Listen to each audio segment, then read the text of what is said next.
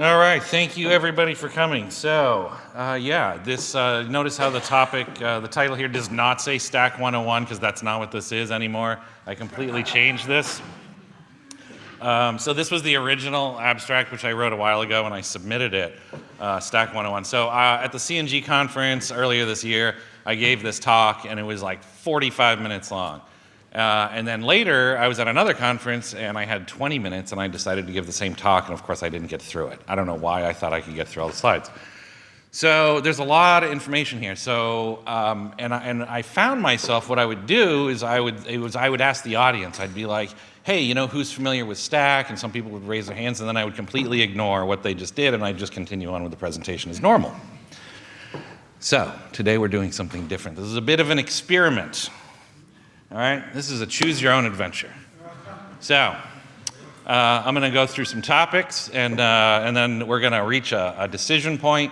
All right, we're going to have a show of hands, and Jenna here is going to choose who wins, and then we're going to go that direction. There is 120 slides in this presentation, so we're not going to get through it all. And so what you're going to learn is going to be completely based on what it is that you want to learn. All right, but we'll start off first with what is STAC.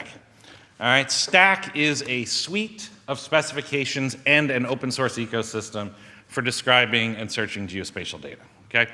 I say a suite of specifications because there's actually a couple here, and I say an open source ecosystem because this is actually central to STAC. STAC is not just a spec, it's not just, hey, this is how we do things. It's actually an ecosystem of tooling that allows you to jump in and create STAC metadata and use it and leverage it. There's two main specifications here. We have the STAC spec, which is really a language for describing geospatial data. At its core, it's very simple. There are extensions that are off of that. It's a very extendable framework. We may or may not get into that. And then there's the STAC API spec, which is how we search that data through a RESTful API, which also has extensions that can add behaviors to that. Basic STAC is that we have catalogs. These are like just top-level containers in JSON. And underneath that, we could have collections.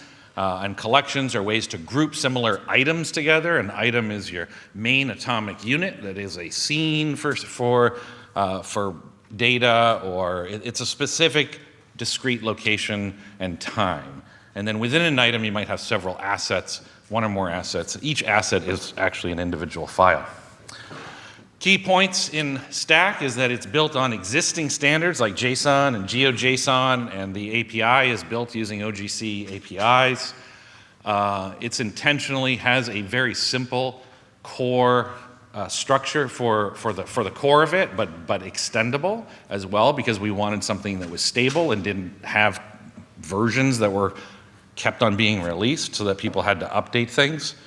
The metadata is completely decoupled from the data. So STAC is about pointing to data. It doesn't make any assumptions about what that data is. And it's supported by this open source ecosystem. I've got two blog posts up. This one was a couple years ago, part one, about the beginnings of STAC, if you're interested in that sort of thing. And then after 2 years, I actually finally wrote part two, just a few weeks ago, on why STAC was successful. So, we have a choice here, okay? We can talk about why STAC is important. We can look into the form that different types of catalogs can take, or we can look at the different entities within STAC. The quest for value, raise your hands. All right, the library. All right, or the bestiary. All right, we're going to the library. All right. What about that full cave? Oh yeah, when we're out of time, we're going to enter the cave. All right, so catalogs. So this actually causes quite a bit of confusion sometimes. We've got static catalogs, you might have heard static catalogs, dynamic catalogs, and I think this was a great choice. You chose wisely. In static catalogs, you have a root catalog, and then underneath that, you can have subcatalogs. And subcatalogs are just essentially a way to partition and group the hierarchy into other multiple things. You can have collections, and then underneath those collections, you might have other subcatalogs. And then under that, you have items and ultimately the assets. These entities are all linked. This is a hierarchy. There's links within the stack structures that link to each other so that you can crawl up or down the catalog. This is really important because we wanted a way to have static files where somebody could publish it and not have to stand up a server, but then have a web crawler come along or some sort of crawler come and index all of that data. And so this was the essence of static catalogs, and they're still widely in use. But in a dynamic catalog in an API, you actually don't have subcatalogs. Okay, you don't need subcatalogs because subcatalogs are about partitioning the data and grouping it in certain ways so that you can browse through it in a sensible manner. But in an API, you can search it, and so you have a way to get to whatever information you want and a different way to browse, a dynamic way to browse. So in an API, it's a lot simpler. You have a landing page, that's your core catalog, all right? You have collections underneath that, and then underneath the collection, each collection you have items, and then items contain the assets. Static catalogs, they're JSON, items are GeoJSON, dynamic catalogs are return JSON. Here's a more complete picture here. But a new thing that has come along is STAC GeoParquet. There's a blog post here, not written by me. This was Tom, Kyle, and Chris here wrote this a while ago, and you can go and visit the STAC GeoParquet GitHub page. And I included this as kind of a third type of catalog because rather than JSON and a linked list of JSON, STAC GeoParquet is a more portable way now in one file where you can move around lots of different items. So I sort of see this as kind of a third type of catalog. Like you could imagine that you have a collection, and underneath that collection you have one Parquet file, and it's all your items. All right, so now where to next? We can dive into the details of an item within STAC, or we can explore the common metadata model within STAC that allows you to move metadata in between items, assets, or we can go to the bestiary, the laboratory, the courtyard, or the bestiary. Okay, the laboratory. All right, we're going to go to the laboratory. All right, the anatomy of an item. So the main thing that you really are interested in as a user of STAC is a STAC item.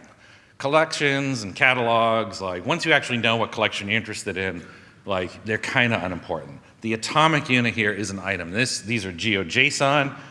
They have a geometry, they have the bounding box, they've got properties. Those are all GeoJSON fields, right? Just like any other GeoJSON. And then you have additional fields that are specific to STAC, like the STAC version, links, assets, and such. You have an example here that you can see. This is clearly GeoJSON, all right?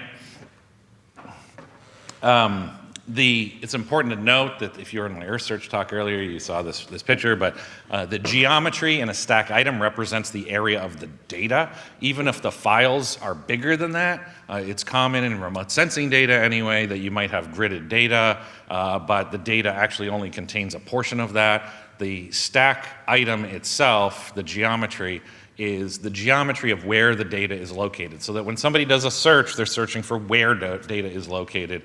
So that's different than actually what the file is. That's an important consideration. And here's a good example for Sentinel-1. The Sentinel-1 scenes that are distributed by ESA actually have a really rough box around them that include lots of node data. And so we had created a utility to actually generate what the real geometry was of that data so that we could index that and create a STAC item for it. So if you're creating STAC, be wary to not just really look at the data and make sure that your geometry is where that data is located. Links are really, really important in STAC. We use links. They're in all of the entities, and in items, you'll see several what we call hierarchical links. There's a self link, there's a parent link, there's the collection, there's the root. But you'll see another couple links here that aren't required. But here we have a canonical link. We use the canonical relational type. You'll see the rel type there. Everything has a rel type. You could create your own. But there are some recommended ones. We use canonical to refer to essentially the authoritative source of this metadata, which we store on S3 because S3 is super reliable. So even though you might be using an API, we have a record of that item on S3. The via link we use here to point to the metadata that was used to generate the stack metadata, but really the sky's the limit here. You can use any type of link here. You might point to documentation, you might point to source code, you might point to other sources of metadata as well. So really, we like to encourage judicious use of links. If we take a look at item properties, this is outside the geometry. All the other properties in an item, in a stack item are under properties. That's a GeoJSON thing. You want to put everything there, with the exception of collection. Ignore that. But here we've got some common metadata like title, date time is the most important. We have platform. There's a list of common metadata fields. And this is just an example of some of them. You see there's a few different date times. Assets. So assets are really what it's all about, right? Like you get an item and what you ultimately really want is the assets underneath it. Here we've got an example of assets separated by spectral band. This is for Sentinel-2.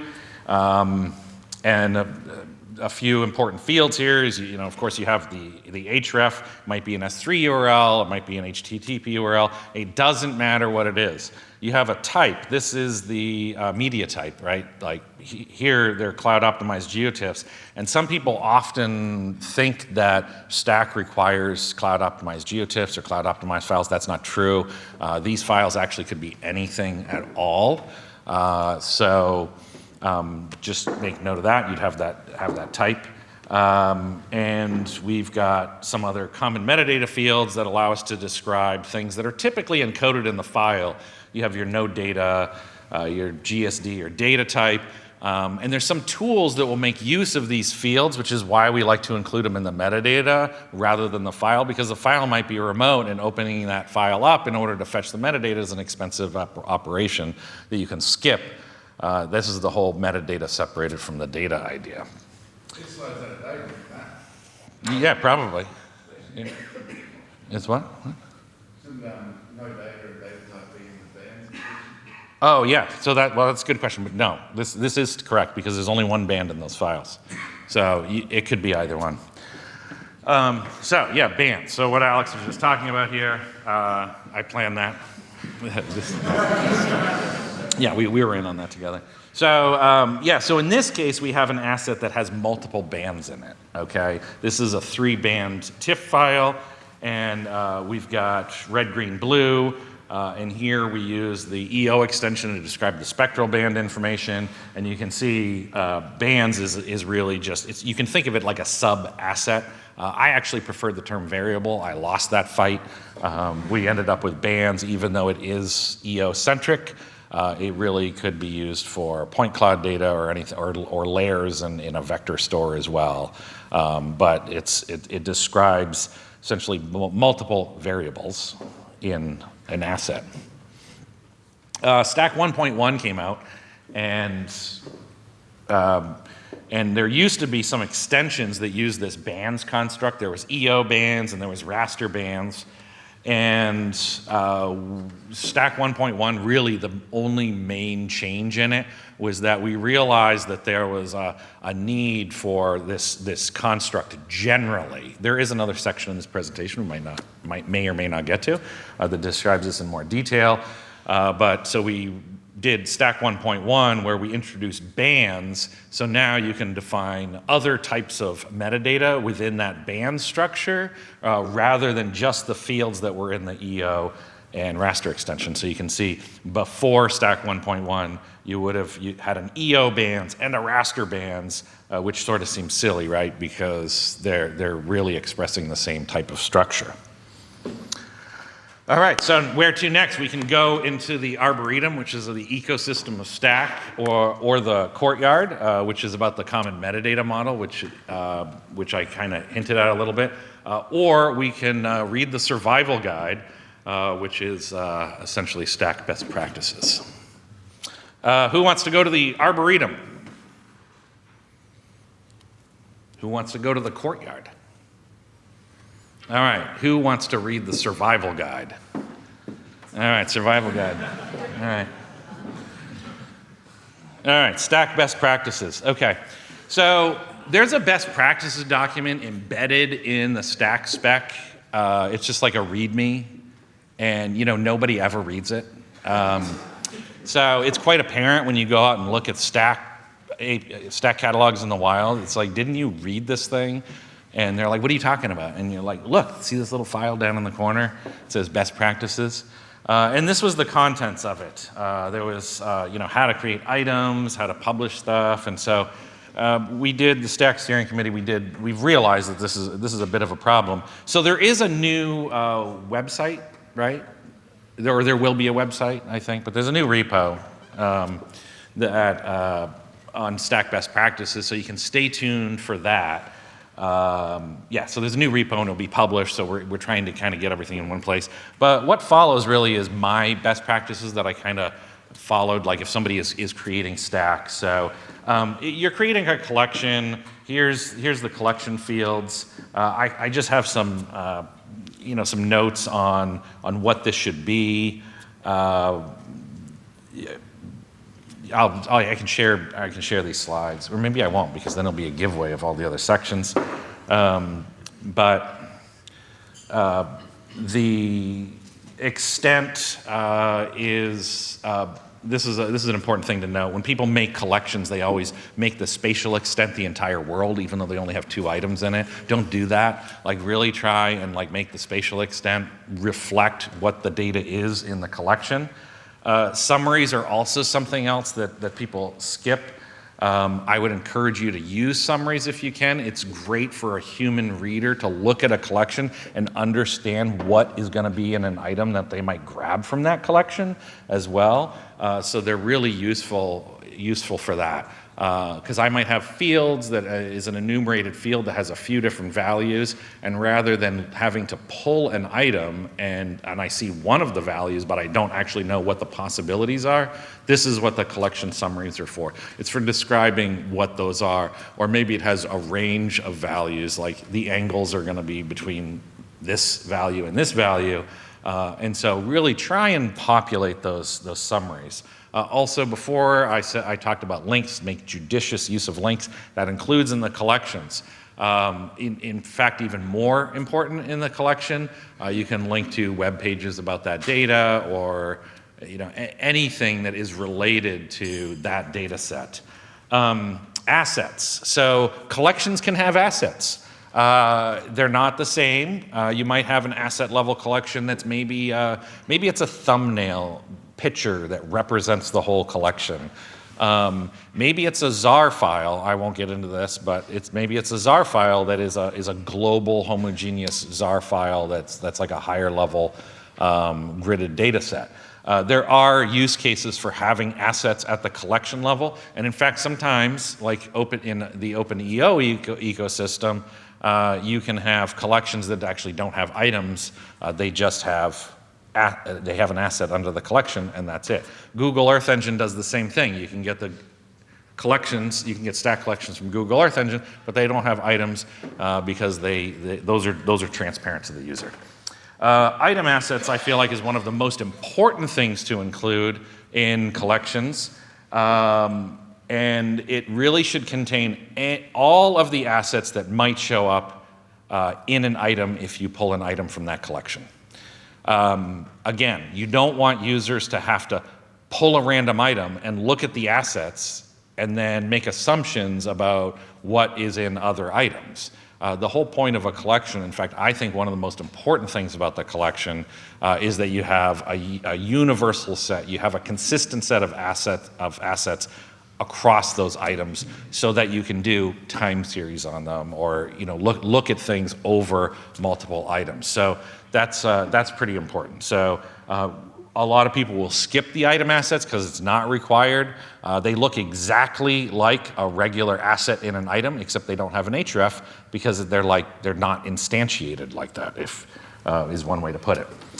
Which extensions should I use in items? I put these extensions in, these are mostly, if you look up the maturity level of these extensions, that's another topic, but if you look up the maturity level, you'll see these are mostly like the stable and most popular extensions, but we have the EO extension that's specific to EO data. There's spectral band information in there. The projection extension is used for including projection information that can be used by ODC STAC when you're using that data. View is for angles, but not only that, if it's not just a matter of looking at these extensions. If you look at this table, I'll have what are the fields to include, because my personal opinion is that there's lots of these extensions that have extra fields that actually are not useful and in fact just bloat the item. So these are the minimum, these are really the recommended fields that I would say to include when you're using these extensions. At the asset level, some of the extensions apply. So for the fields, for EO, for instance, you want to include the spectral band information, and for the file extension, you can include the checksum and the size, projection, and so on. Projection and raster, again, used by ODC STAC. Maybe a better recommendation here is some new work on stack profiles from CSARD. These are you can think of this as, I think this is really the future of STAC right now, is STAC is super flexible, but flexibility is the enemy of interoperability. And so by using stack profiles, you can align your best practices to certain profiles, this is level to ARD data, and you could advertise that by I'm following this stack profile, and you're going to have a list of recommended fields and extensions that you should be including. And with that, I believe that we are out of time, and so we are going to explore the cave. All right. We have community meetings. They're every other Monday morning, East Coast time in the US. And I encourage you, they're really open. This isn't about STAC contributors showing up and talking nerdy stuff. It's about everybody showing up and talking about nerdy stuff. There's also recently an Oceania meeting that Alex is leading, and that's on Friday afternoons, Hobart time. 1:30, and so now we've got both sides of the globe, and really this is just, you've got questions, you're new to STAC, no problem, show up and ask your questions. Thank you very much.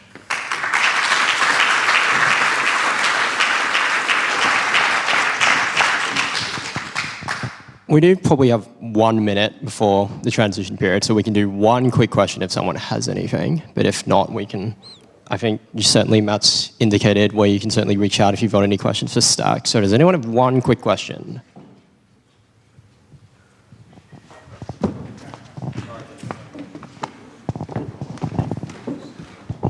It was good to see the CSAID work and stuff, and I see a lot of the space agencies are putting up their STAC catalogs, they're trying to. What they don't have currently is like a compliance setup, because all of their STAC catalogs are different. So I think, are you talking to sales about doing that sort of work, or the community, I guess, working more on the API conformance, whatever that is? Yeah. Yeah, I mean, well, so Matthias has been doing a lot of that CSARD work, and I don't. What was the question exactly? Getting the CS folks to run their catalogs through a conformance process, like OGC does. Yeah, so I'm not involved with that, but like I did hear, and maybe it was you that told me that there was some sort of validation, code Yeah, we tried to actually do some sort of, we had this idea a few years ago. It was like we should have a validation library for COS, ARD. And now with the stack profiles getting matched up with the minimum requirements for COS, ARD, I think that that's totally achievable now. And I think I heard that somebody was working on it. And so with that, once again, please give an applause to Matt for his great talk.